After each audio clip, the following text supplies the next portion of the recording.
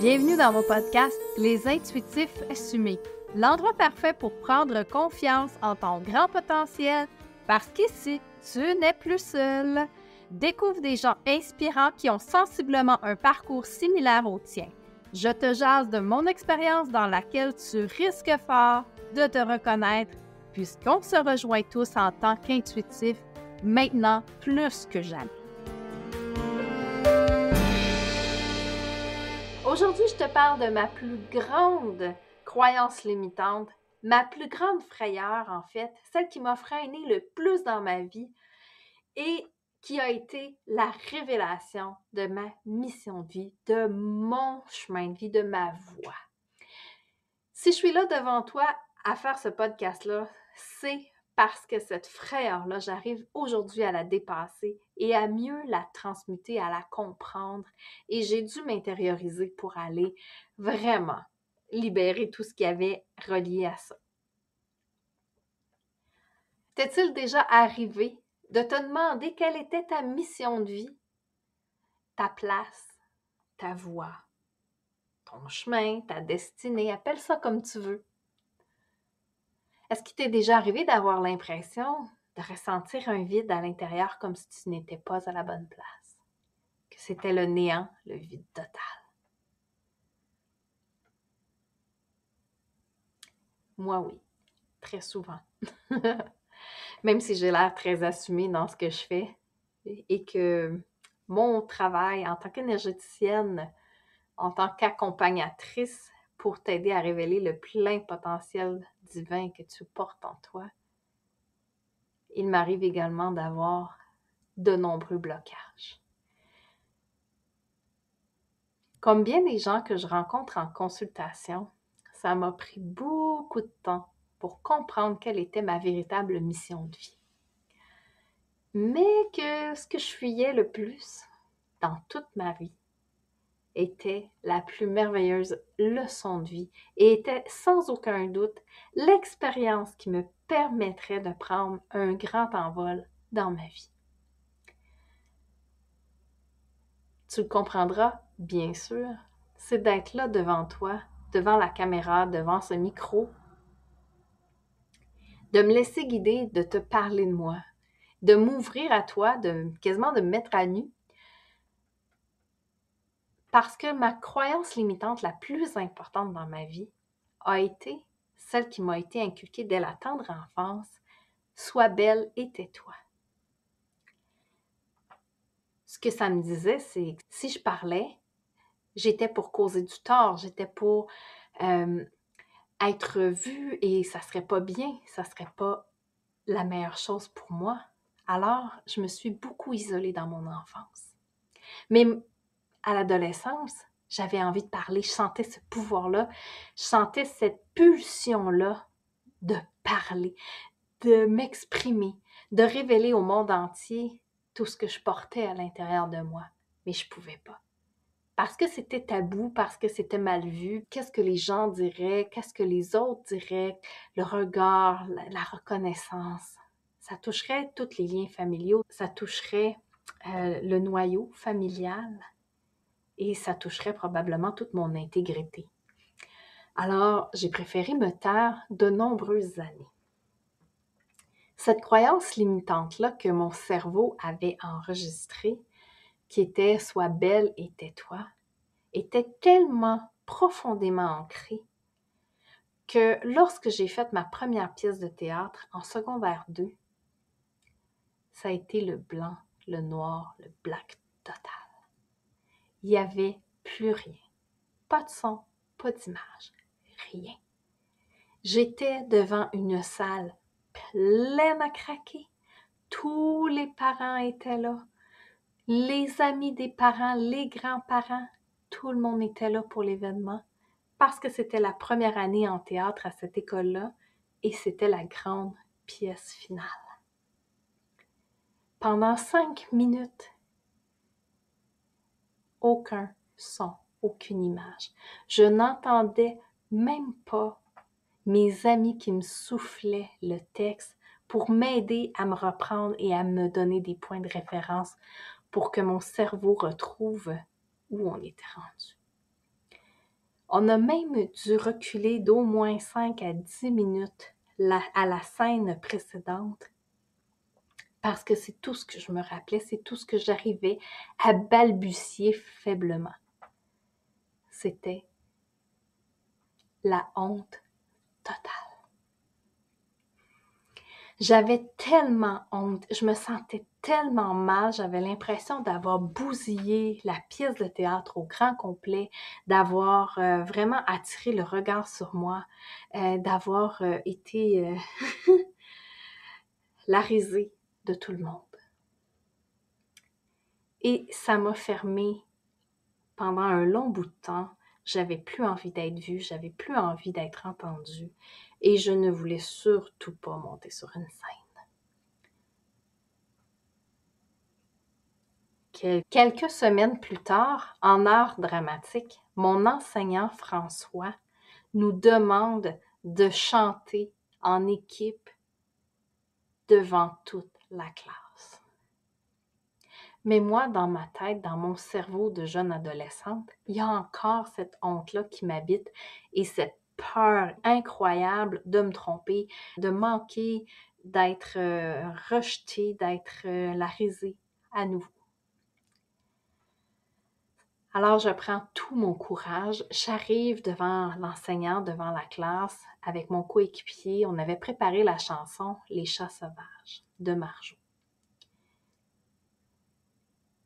Je ne sais pas de quelle façon j'ai réussi à me concentrer et à trouver le courage, mais c'était tellement impressionnant apparemment que mon enseignant a jugé bon de me mentionner qu'il y avait un concours de chant la semaine suivante. Après l'expérience que j'avais vécue, inutile de vous dire que je voulais rien savoir de cette expérience-là. Je voulais pas participer à un concours de chant où je monterais sur la scène, où je risquais d'être la risée, d'être la honte de tout le monde encore une fois. J'avais dit non à plusieurs reprises et il a fini par me convaincre.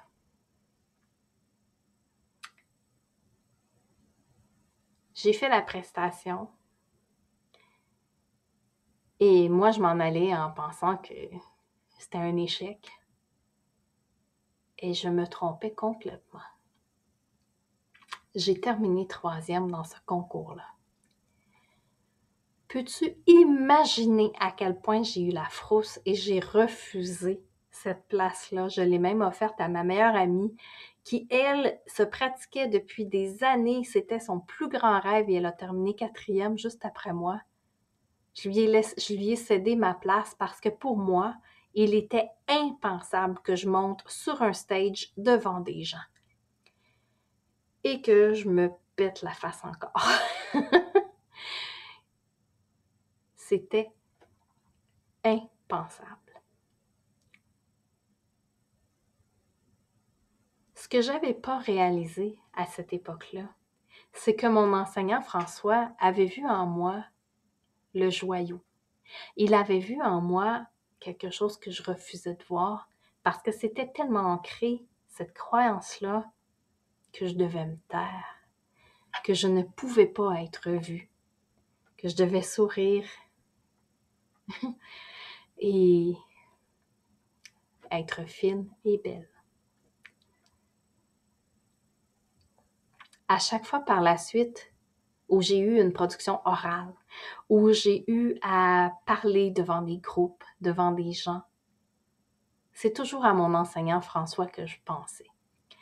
Parce que ça me donnait un petit peu de courage.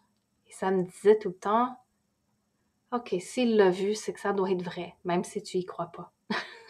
Est-ce que ça t'est déjà arrivé, toi aussi, une situation comme ça où quelqu'un t'a dit quelque chose, un compliment sur toi, et toi, tu t'es juste dit, ben voyons, ça se peut pas qu'elle voie ça, je suis pas comme ça.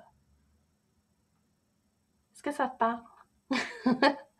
Je suis certaine que ça te parle parce que j'ai vu des centaines de personnes en consultation depuis 2009 et je pense qu'on est tous comme ça. On a tous ces moments-là où quelqu'un nous reconnaît pleinement et on ne se reconnaît pas.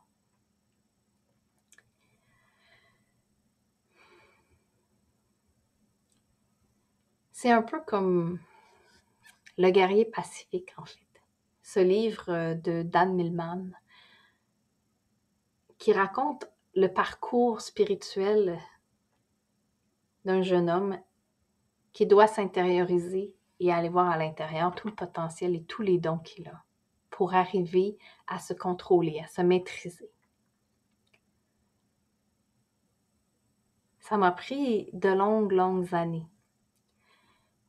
Même en tant qu'accompagnatrice de l'être, dans mes groupes ou en individuel, il y avait toujours cette part-là de moi qui disait « Ben voyons, je suis pas si bonne que ça.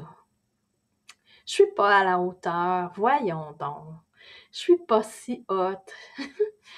Pourquoi j'ai tous ces commentaires-là? Pourquoi tout le monde voit ça puis moi je vois rien de ça? J'ai pas l'impression de changer le monde, j'ai pas l'impression que je fais rien d'extraordinaire. »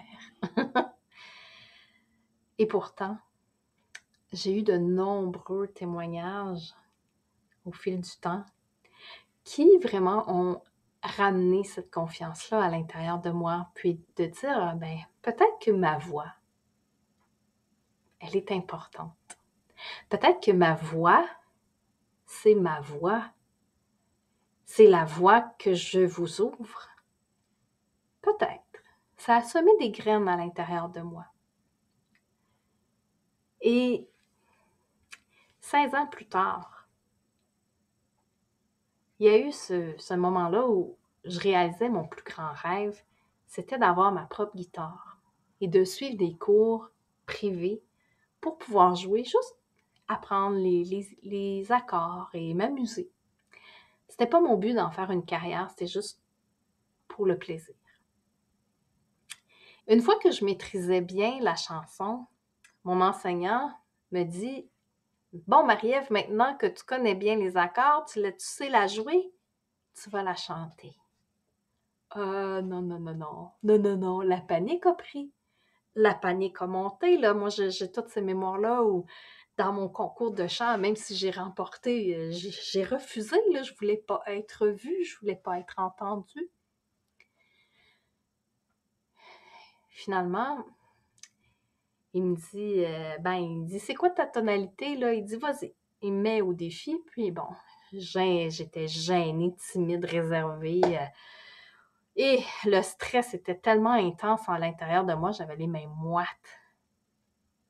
Et je finis par lui dire, bon, OK, c'est correct, là, on va chanter, là, mais je sais pas c'est quoi ma tonalité.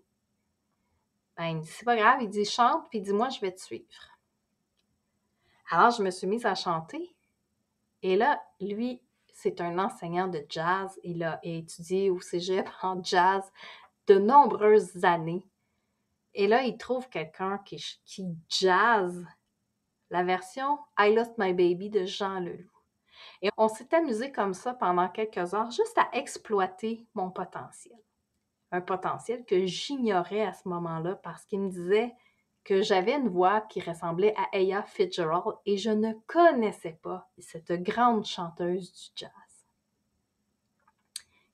Je me suis mise à chercher qui est Ella Fitzgerald. Je ne la connais pas. Et plusieurs années plus tard, j'ai fini par comprendre que cette grande chanteuse, effectivement, ma tonalité lui ressemblait.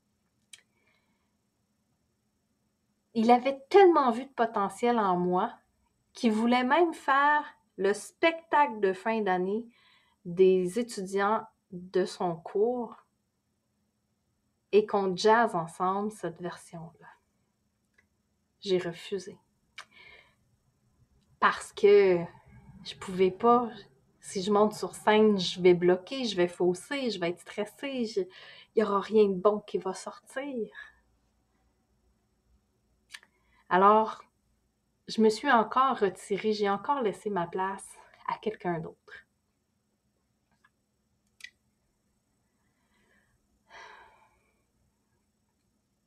J'étais en nomination cette année-là au gala de l'école de musique dans laquelle je participais.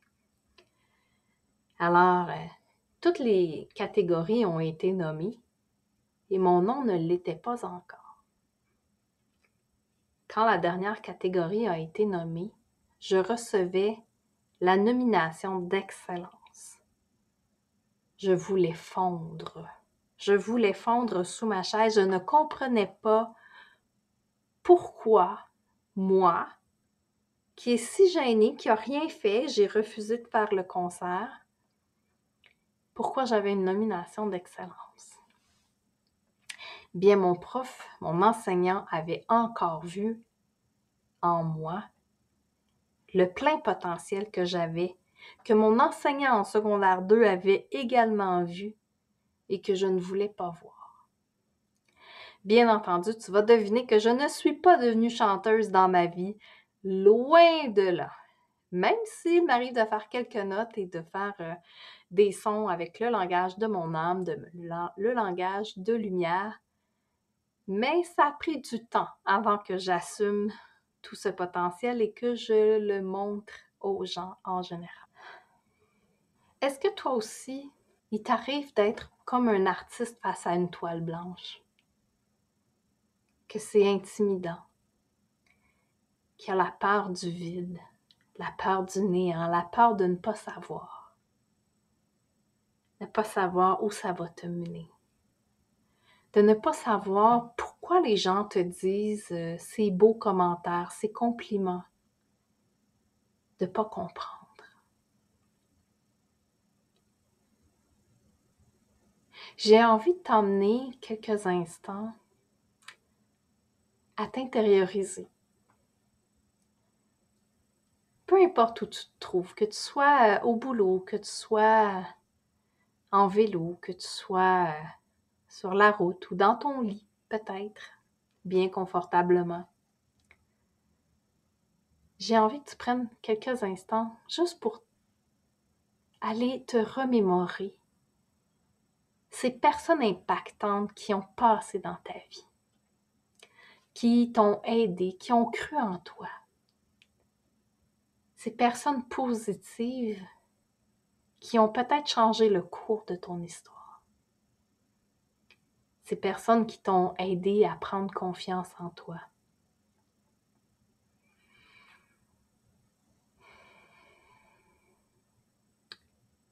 Prends quelques instants juste pour ressentir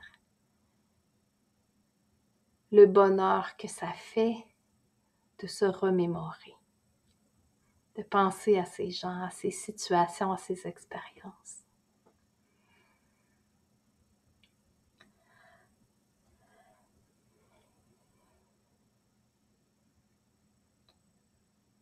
Et si c'était là, le tout début de ta mission de vie? Et si c'était là que tu pouvais enfin trouver la complétude dans ton être, à savoir qu'est-ce qui t'est vraiment destiné? Tout comme moi, qui était extrêmement gênée et qui est là devant toi à faire ce podcast. Parce que j'ai enfin compris que ma voix est ma voix. Donc, ma voix devient ma destinée, ma mission de vie. Peut-être que toi aussi, tu as eu ces signes-là dans ta vie qui t'ont amené à croire pleinement en toi, à te développer, à trouver la plus merveilleuse version de toi-même. Qu'en penses-tu? Et si toi aussi, quelqu'un arrivait à voir le diamant brut que tu es, que tu portes, pour t'accompagner, pour t'aider à te révéler davantage? Est-ce que tu saurais saisir l'opportunité? Ou est-ce que tu serais encore là à attendre que les synchronicités de l'univers arrivent encore et encore plein de fois pour bien te confirmer que tu es à la bonne place? Comme je fais mon lancement en ce moment, pour célébrer ce tout premier épisode, pour célébrer le dépassement dans ma vie, pour célébrer ma voix que je partage avec toi, j'ai envie de t'offrir un cadeau très intéressant Si tu t'abonnes à mon infolettre au www.rayonnerlalumière.com, rayonner, EZ ou ER, ça fait pas de différence, ça mène à la même place. J'ai envie de t'envoyer par courriel un enregistrement d'un voyage complet d'une journée qui a été arrangé par mon grand ami Jean-François Lévesque et dans lequel tu pourras méditer, t'intérioriser et voyager à l'intérieur de toi afin de te découvrir encore un petit peu plus. Alors c'est mon cadeau pour me célébrer et pour te célébrer, pour célébrer cette aventure qu'on va vivre ensemble au cours des prochains épisodes. Abonne-toi afin qu'on puisse faire un bon bout de chemin ensemble dans cette aventure de mon podcast Les Intuitifs Facieux.